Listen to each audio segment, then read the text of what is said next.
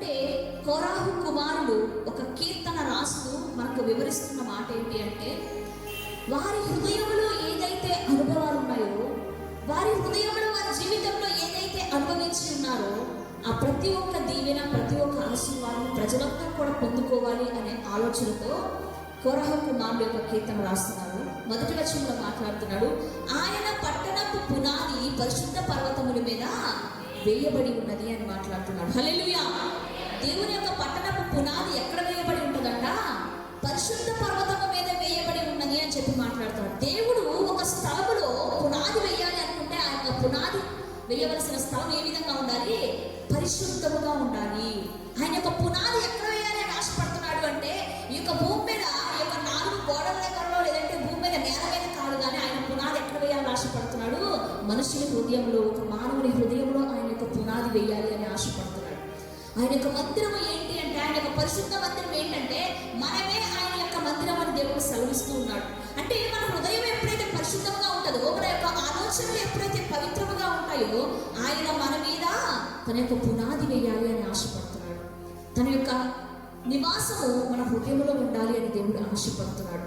ఆయన పునాది మన మీద వేయాలి అంటే, ఆయన మనలో నివసించాలి అంటే మన హృదయం ఏ విధంగా ఉండాలి? పవిత్రమైన హృదయం కలిగి ఉండాలి అని చెప్పి మాట్లాడుతున్నాడు.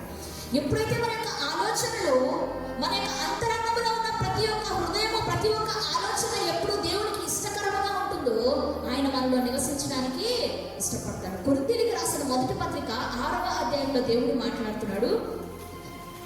కొరింథీయులకు రాసిన మొదటి పత్రిక 6వ అధ్యాయము,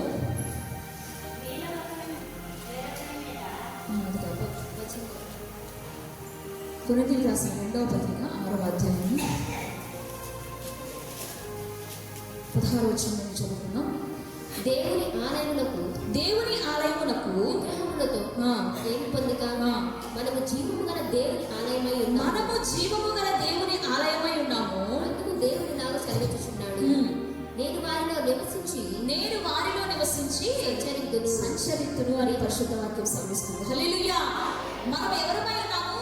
దేవుని యొక్క ఆలయమై ఉన్నాము, దేవుని యొక్క పరిశుద్ధ పర్వతమై ఉన్నాము అని చెప్పి దేవుడు సెలవిస్తున్నాడు.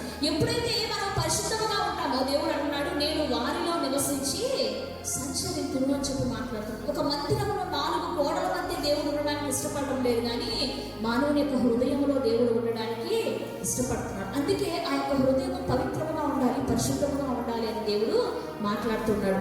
ఒక మనిషి పవిత్రంగా, ఒక మనిషి పరిశుద్ధంగా ఎప్పుడు మార్చబడతాడో తెలుసా?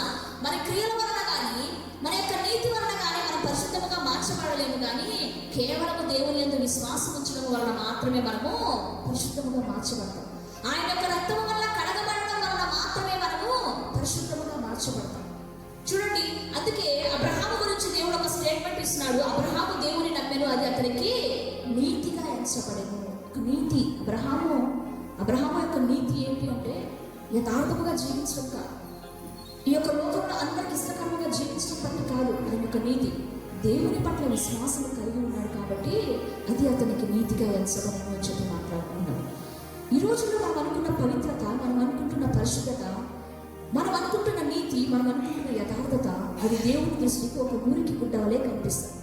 ఒక మనిషి దృష్టిలో నీతి అంటే ఏంటంటే, ఒక మనిషి దృష్టిలో పరిశుద్ధత అంటే ఏంటంటే ఎదుటి వారికి సహాయం చేయడం, మన హృదయంలో ఎలాంటి అసూయ, కల్మషం లేకపోవడం, లేదంటే ఎవరికైతే ఏదైతే లేదో వారికి అందించి సహకరించడం, ఏ తప్పు చేయకుండా ఉండడము, ఇవి ఒక మనుష్యుని దృష్టిలో పరిశుద్ధముగా ఉండవలసిన లక్షణాలు. కానీ దేవుని దృష్టిలో పరిశుద్ధముగా ఉండవలసిన లక్షణాలు ఏంటి అంటే దేవుని యందు విశ్వాసం కలిగి ఉండడం. ఎప్పుడైతే నువ్వు విశ్వాసం కలిగి ఉంటావో ఆటోమేటిక్గా ఈ లోకము ఏదైతే పరిశుద్ధత అనుకుంటుందో ఆ పరిశుద్ధత ఆటోమేటిక్గా మన హృదయంలోనికి వస్తుంది. ఆటోమేటిక్గా ఆ యొక్క పవిత్రత, ఆ యొక్క నీతి మన హృదయంలో ఆటోమేటిక్గా వస్తుంది. అంతకంటే అధికమైన నీతి, అంతకంటే అధికమైన పరిశుద్ధత మనము సంపాదించుకోగలం. అందుకే యేసు ప్రభువు తన యొక్క పరిచర్య దినములలో, తన యొక్క సేవా దినములలో ఒక మాట మాట్లాడుతున్నాడు. ఏమో తెలుసా? మీ యొక్క పరిశుద్ధత, మీ యొక్క నీతి శాస్త్రులు, పరిసయ్యుల యొక్క పరిశుద్ధత కంటే ఎక్కువ కాకపోతే, నీతి ఎక్కువ కాకపోతే మీరు పరలోక రాజ్యములో ప్రవేశింపనేరరు అని చెప్పి మాట్లాడుతున్నాడు. అంటే చూడండి, శాస్త్రులు, పరిసయ్యులు ఎంతో నీతితో, ఎంతో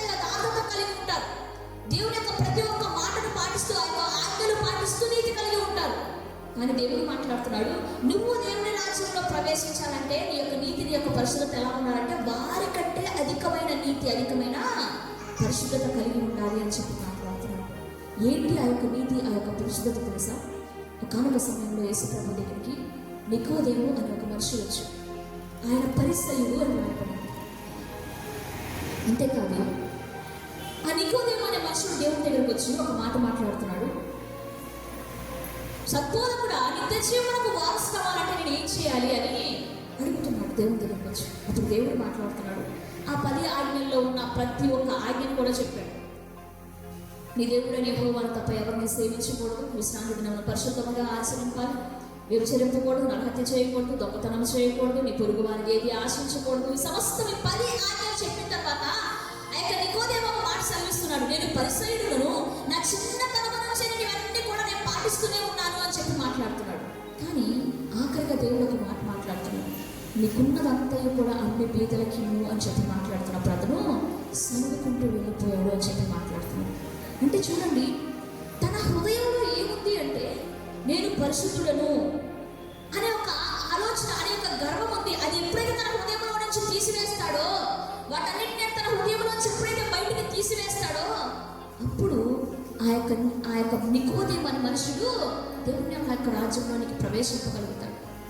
తన హృదయంలో ఏముందో తెలుసా? దేవుడు మాట్లాడుతున్నాడు, నీకున్నదంతా, నీకు కలిగినదంతా కూడా అన్ని పేదలకు ఇవ్వు అంటే తన హృదయంలో మొట్టమొదటి గుర్తొచ్చింది ఏంటి అంటే నేను ఆస్తిపరుడును, నేను ధనవంతుడను, కాబట్టి నాకున్న ధనమంతా కూడా అమ్మి నేను పేదలకు ఇవ్వాలి అని ఒక ఆలోచన తన హృదయానికి తట్టింది.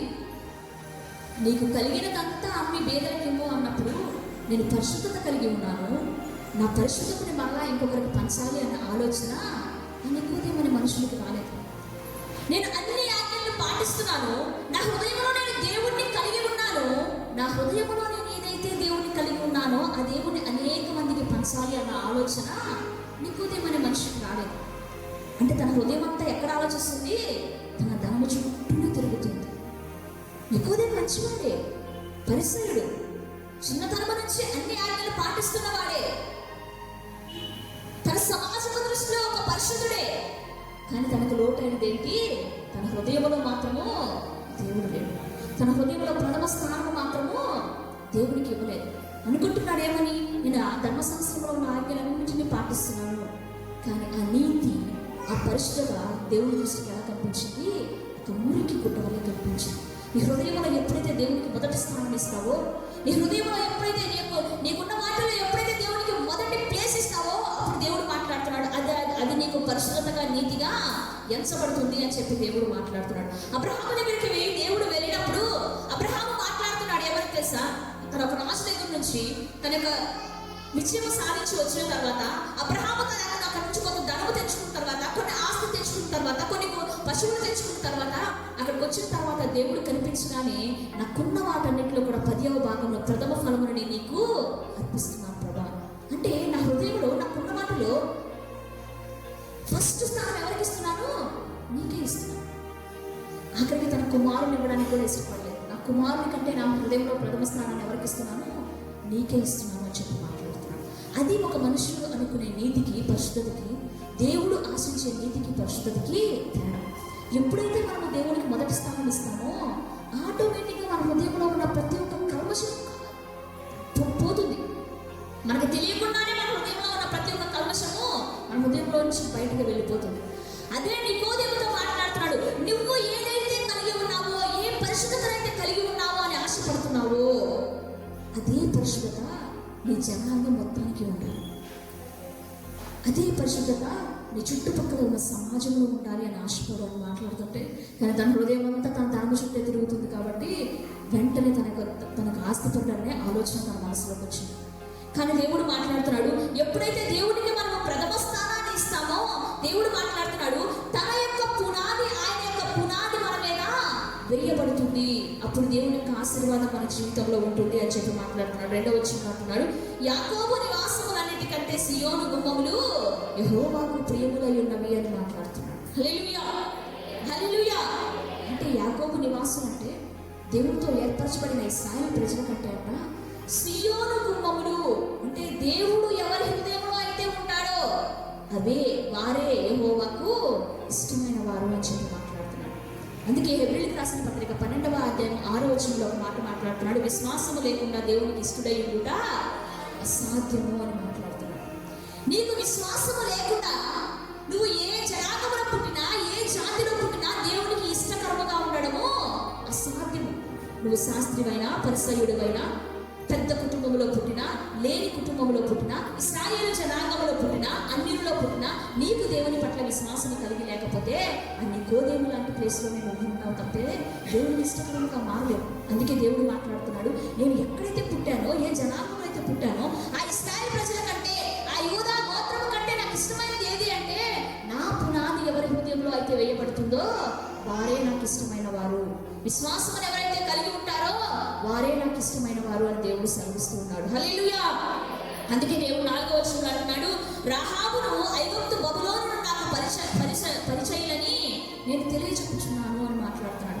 రాహాబు ఒక అన్యస్రాలు, ఐగుప్తు దేశం ఒక అన్యమైన దేశం, బబులోను దేశం ఒక విసర్జింపబడిన దేశం. అయినప్పటికీ కూడా వారు విశ్వాసం ఉంచడం వలన, వారు నా మీద ఆధారపడడం వలన నేను వారిని ఇష్టపడుతున్నాను అని చెప్పి మాట్లాడుతున్నాడు.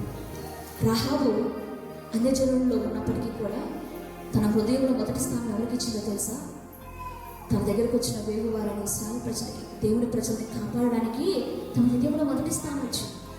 తన యొక్క జనాంగాన్ని ఎదిరించిందండి. ఆ యొక్క 12 మందిని ఆ రోజు కాపాడడానికి, ఆ 12 మంది వేగుల వారిని కాపాడడానికి తన యొక్క మిద్దె మీద ఆ 12 మందిని కాపాడి అక్కడికి వచ్చిన వారితో చెప్తుంది, ఆ యొక్క ఎరుకో ప్రజలతో చెప్తుంది, నువ్వు ఆ 12 మందిని చూసావా అంటే నేను ఎక్కడ కూడా చూడలేదు, వాళ్ళు అటు వెళ్ళిపోయారేమో, ఒకసారి చూసుకుని చెక్ చేసుకోండి అని చెప్తుంది. దేవుని యొక్క ప్రజలను కాపాడడానికి తన యొక్క జనాంగాన్ని సైతం ఎదిరించాడు. అందుకే దేవుడు మాట్లాడుతున్నాడు, నేను అన్య ప్రజలలో రాహాబు ఉన్నప్పటికీ కూడా నేను తనని పట్టుకొని నా దేశానికి తీసుకొని వచ్చి నేను ఆశీర్వదించాను అని మాట్లాడుతున్నాడు.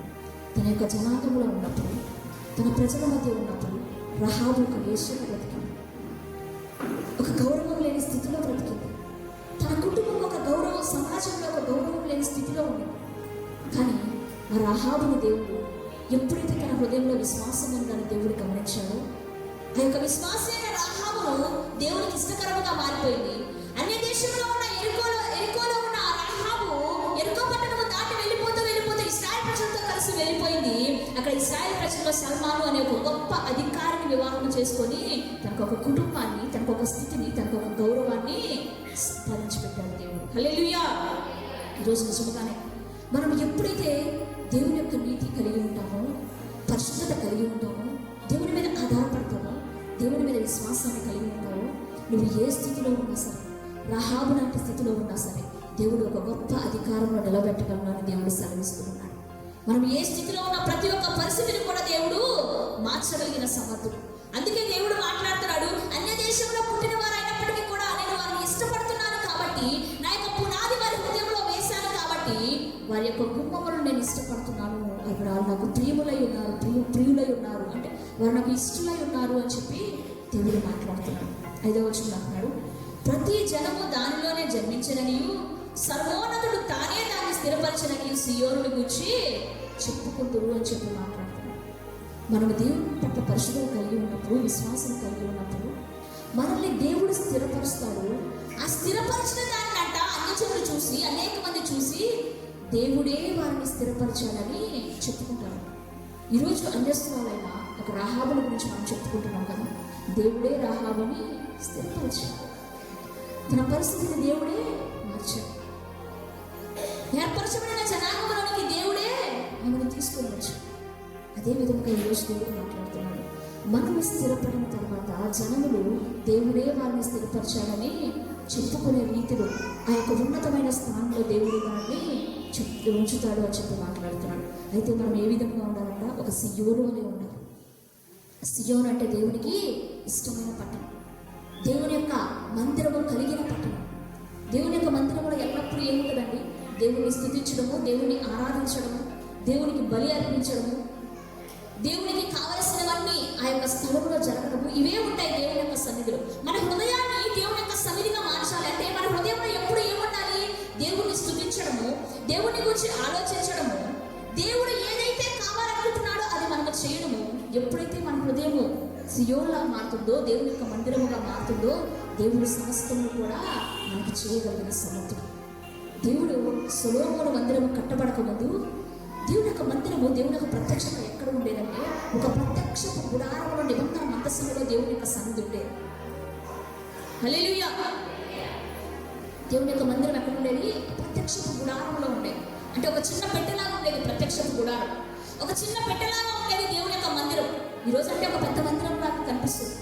సొలొమోను కట్టించిన తర్వాత అంతకంటే పెద్ద మందిరం లాగా కనిపిస్తుంది. కానీ ఇవన్నీ ఏర్పరచబడక ముందు దేవుని యొక్క ఆలయం ఎక్కడ ఉండేదంటే ఆ నిబంధన మందసములోనే ఉండేది. ఆ యొక్క ఆలయం ఎక్కడికి వెళ్తే అక్కడ ఇశ్రాయేలు ప్రజలు విజయం పొందుకునేవారు. అంటే ఈరోజు దేవుడు మాట్లాడుతున్నట్టు తెలుసు, మనము దేవుని యొక్క ఆలయంగా మారితే మనము విజయం పొందుకోవడం మాత్రమే కాదు, శత్రువు మీద మనం విజయం సాధించడం మాత్రమే కాదు, మనం ఎక్కడుంటే అక్కడ ఆటోమేటిక్గా మన చుట్టుపక్కల ఉన్న వాళ్ళు కూడా విజయం సాధిస్తారు. ఆ యొక్క ఆశీర్వాదము, ఆ యొక్క దీవెన, ఆ యొక్క మందిరంలో ఉన్న పరిశుద్ధత మన చుట్టుపక్కలకు కూడా స్ప్రెడ్ అవుతూ ఉంది.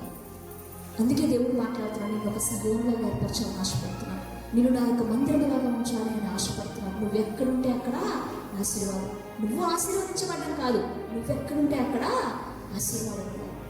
అందుకే ఆది కాండంలో ఇస్సాకు గురించి దేవుడు మాట్లాడుతూ, ఆది కాండము 24వ అధ్యాయం అనుకుంటా,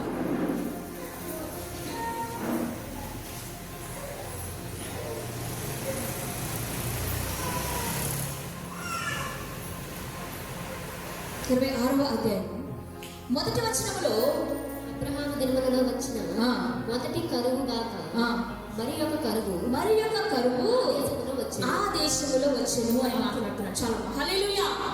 అంటే ఆ దేశంలో ఇప్పుడు ఏముంది? కరువు ఉంది.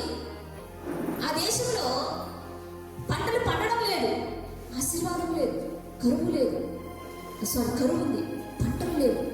కానీ దేవుడు మాట్లాడుతున్నాడు, ఇస్సాకు విశ్వాసము కలిగి ఉన్నాడు కాబట్టి, ఇస్సాకు విశ్వాసము కలిగిన వ్యక్తి కాబట్టి, ఇస్సాకు ఎక్కడుంటే అక్కడ ఆటోమేటిక్గా ఆశీర్వాదం ఉండాలి.